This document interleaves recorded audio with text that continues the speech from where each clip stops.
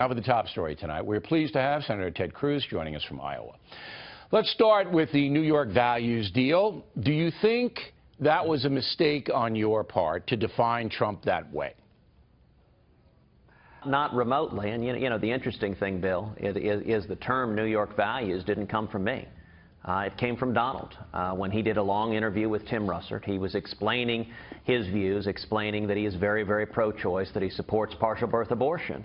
And his explanation for why, he said, look, I'm from New York. I've lived my whole life in New York. Those are our values. Those are our views. It's not the same as if I were from Iowa. Iowa values are different. And so that's how he explained his worldview. And I'll tell you, here in Iowa, where I am today, or for that matter in New Hampshire and South Carolina, all across the country, people know exactly what is meant by New York values. And those but here's the problem. Here's the problem. When you did that at the debate, you gave him an opportunity to look like a statesman because he brought up 9/11 and the courageous actions of New Yorkers during that time. And you even applauded him. And then after the debate, his poll numbers went up. So it seems to me that you were trying to make a point based upon a fairly old definition of where he stood on issues, 1999 or so, and that point actually helped him. Would I be wrong? You know, you would be wrong, Bill, and if you want to look at what New York values are, you can look at positions that are current. Right now today, Donald Trump supports taxpayer funding for Planned Parenthood. Those are New York values. Right now today, Donald Trump supports using eminent domain to condemn private property to give it to giant corporations. That's New York values. And I would note that Donald Trump supported Barack Obama's big bank bailout, the TARP bailout of Wall Street, and he also supported the Obama stimulus. Now listen, he's entitled to have those positions. I disagree with him on every one of those positions. I think that's how we got into this mess. We're bankrupting this country. And the point I was making is those views and values are different from the views and values here in Iowa. Don't you think, though, the reason that Trump has been successful isn't policy? All right? It's attitude. His attitude is Washington is corrupt, broken, they're all losers, and I can fix it. So policy, I know what you're doing, and it would work. I think it might work in Iowa, but I don't know if it'll work nationally because he's running on attitude, not policy. Now, I have a couple of questions about your attitude. You and Mike Lee, the senator from Utah, are considered the most conservative senators sitting today. And I'm wondering if you do secure the Republican nomination, how you're going to be able to persuade independents, moderate Republicans, even moderate Democrats to vote for you with that kind of a conservative record. Well, I'll tell you, Bill, you know, you look at the past several elections, and Republicans keep nominating moderate, centrist Republicans and then getting clobbered in the general election. We saw that with Bob Dole. We saw that with John McCain. We saw that with Mitt Romney. It doesn't work. Millions of conservatives stay home. I believe the way we win this election is, I think 2016, it's going to be an election like 1980, that we're going to win by painting in bold colors, not pale pastels, by energizing and bringing back to the polls the millions of conservatives who stayed home, the millions of evangelical Christians, and the millions of Reagan Democrats. You know, you were asking about independents and Democrats. I'll tell you, Bill, at almost every event that we do on the campaign trail, I have people come up to me and say, I'm a Democrat. I've been a Democrat my whole life.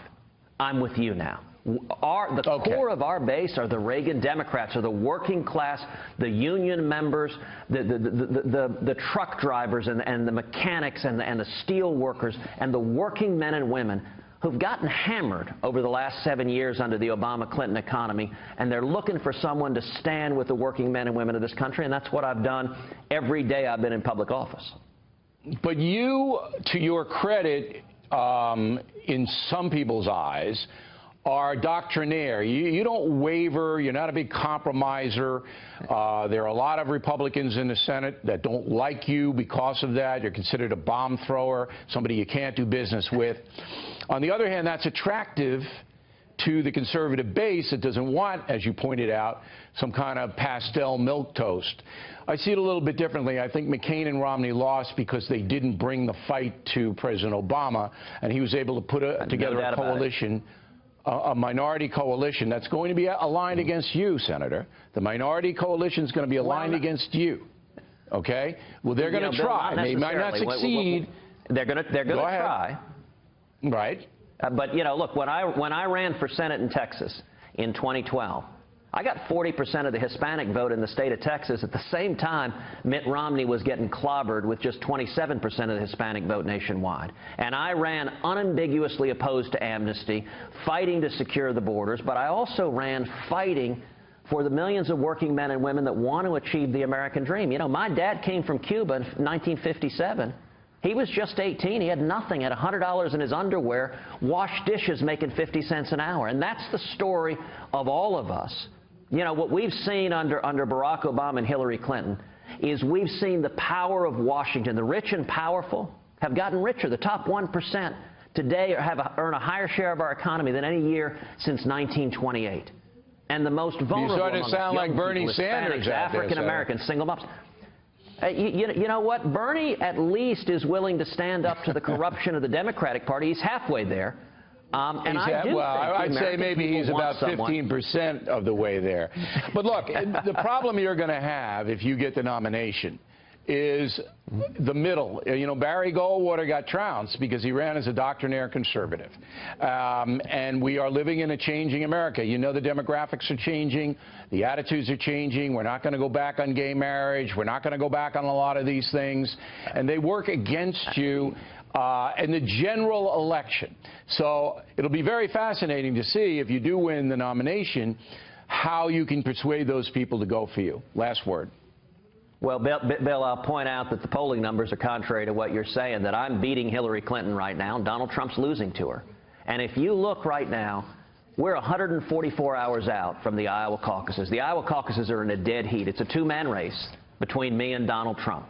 And the men and women of Iowa are making the decision right now who they want to be the nominee. We're running a grassroots campaign. By Monday, we will have done what's called the full grass league. We will have been to all 99 counties, answering the questions from the men and women of Iowa, the hard questions. They don't want campaign rhetoric. They want someone with a record of standing and fighting for conservative principles, fighting for the Constitution, leading the fight against Obamacare. You know, Donald Trump favors Bernie Sanders-style socialized medicine. He believes the government should take over health care even more than Obamacare. You know, I led the fight against Obamacare, and as president would repeal every word of it. We're going to have him on a program tomorrow. I'm going to ask him about his health care vision. Hey, Senator, we wish you good luck, as we wish all the candidates, and we appreciate you taking the time. We'll see you down the road, okay? Very good. Thank you, Bill. God bless.